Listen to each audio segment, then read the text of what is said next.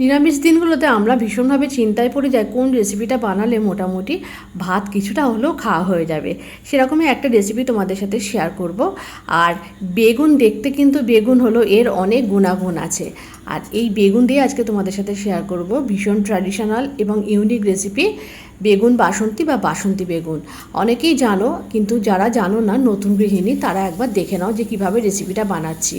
আর এই এত অদ্ভুত খেতে হয়, এই একটা পদ দিয়ে মানে বিশেষ করে যারা বেগুন ভালোবাসো তাদের কাছে এটা খুব প্রিয় হবে।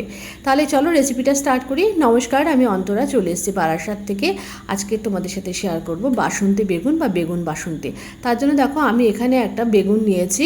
বেগুনটা কিন্তু আমি এমনভাবে কাটছি যাতে বেগুনের মোটাটা থাকে, দেখতে ভালো লাগার জন্য, আর কিছুই না। আর তা নয় তো তোমরা গোল গোল চাক চাক করেও কেটে নিতে পারো। বেগুনটা কেটে নেওয়ার পর বেগুনের গাটা একটু চিড়ে নিয়েছি, তারপরে ভালো করে জলে একটু ভিজিয়ে রাখবো। এরপরে মশলাটা বানিয়ে নিয়েছি। এর মধ্যে আমি 1.5 চামচ মতো দিয়ে দিয়েছি ডেসিকেটেড কোকোনাট। তোমরা চাইলে ফ্রেশ নারকেল দিতে পারো। আর দিয়ে দিয়েছি 1 চামচ সর্ষে গুঁড়ো পাউডার, আর 1 চামচ পোস্ত, আর 1/2 চামচ দিয়েছি চার মগজ। আর তারপরে স্বাদ অনুযায়ী দিয়ে দিয়েছি লঙ্কা। ঝালটা তোমরা বুঝে দেবে। তারপরে অল্প জল দিয়ে এটাকে একেবারে মিহি পেস্ট করে নেবো। পেস্টটা মিহি করতে হবে, তাহলে এই বেগুন বাসন্তীটা খেতে ভালো হবে। দেখো পেস্টটা একেবারে রেডি হয়ে গেছে। এরপরে গ্যাসের উপর একটা কড়া বসিয়ে দিয়েছি, তার মধ্যে দিয়ে দিয়েছি সর্ষের তেল। রান্নাটা অবশ্যই সর্ষের তেলেই করতে হবে। তেলটা ভালো মতো গরম হয়ে গেলে এর মধ্যে একটু নুন আর হলুদ দিয়ে বেগুনগুলোকে দিয়ে আস্তে আস্তে ঢাকনা চাপা দিয়ে বেগুনগুলোকে বেশ লাল লাল করে ভেজে নিতে হবে। বেগুনগুলো কিন্তু হালকা করে ভাজলে ভালো লাগবে না, কেমন একটা পানসে মতো ব্যাপার থাকবে। আর বেগুনের না একটা গন্ধ থাকে। বেগুন খুব ভালো করে ভেজে নিতে হয় যে কোনো ভালো রেসিপির ক্ষেত্রে।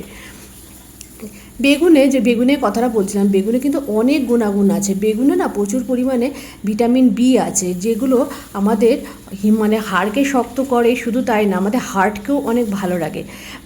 আর বেগুনে আছে প্রচুর পরিমাণে ফাইবার। যাদের সুগার আছে তাদের জন্য কিন্তু বেগুন ভীষণ উপকারী। মানে আমি যতটুকু জানি সেটুকুই আমি তোমাদের সাথে শেয়ার করলাম। তাই বেগুনকে কিন্তু একেবারেই অবহেলা করা ঠিক না। বেগুন কিন্তু প্রতিদিন খাদ্য তালিকায় থাকলে বেগুনের যে ফাইবারটা আছে না, এটা আমাদের মেয়েদের জন্য অনেক ভালো। দেখো বেগুনগুলো কথা লাল লাল করে ভাজা হয়ে গেছে। ওই তেলের মধ্যে একটুখানি দিয়ে দিয়েছি কাশ্মীরি রেড চিলি পাউডার আর অল্প একটুখানি কালো জিরে ফোড়ন। দেওয়ার পর ওই যে মশলার পেস্টটা সেটা দিয়ে দিয়েছি, একটু মিক্সি জার ধোয়া জলটা দিয়েছি। তারপরে দিয়েছি অল্প একটুখানি হিংটা কিন্তু আমি কোনোদিনই ফোড়নে ব্যবহার করি না, রান্নার মাঝে দিয়ে কি হিংটা পুড়েও যায় না, আর রান্নার মধ্যে না হিঙের ফ্লেভারটা পুরোপুরি থেকে যায়। তারপরে দিয়ে দিয়েছি স্বাদ অনুযায়ী নুন আর হলুদ। তারপরে খুব ভালো করে মশলাটাকে একটু ঢাকনা চাপা দিয়ে কষিয়ে নিতে হবে। মশলাটা দেখো বেশ তেল ছেড়ে গেছে। এই সময় আমি এর মধ্যে দিয়ে দিয়েছি স্বাদ অনুযায়ী মানে মিষ্টি। অবশ্যই নিরামিষ রেসিপি একটু মিষ্টি মিষ্টি হলে ভালো লাগে। আমি এখানে গুড়ের পাউডার দিয়েছি, তোমরা চাইলে চিনি দিতে পারো। তারপরে ভালো করে জল দিয়ে এবারে এই ঝোলটাকে প্রথমে ভালো করে ফুটিয়ে নিতে হবে।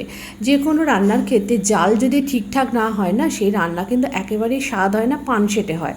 সুতরাং এই জালের দিকে অবশ্যই খেয়াল রাখতে হবে। আর এর মধ্যে আমি যেটা দিয়েছি সেটা হচ্ছে একটু ভাজা ধনের গুঁড়ো, আমি কিন্তু জিরের গুঁড়ো দিইনি।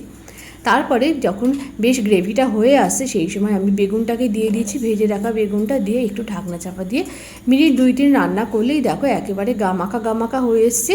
আর আমি একটু চেরা কাঁচা লঙ্কাও দিয়ে দিয়েছি।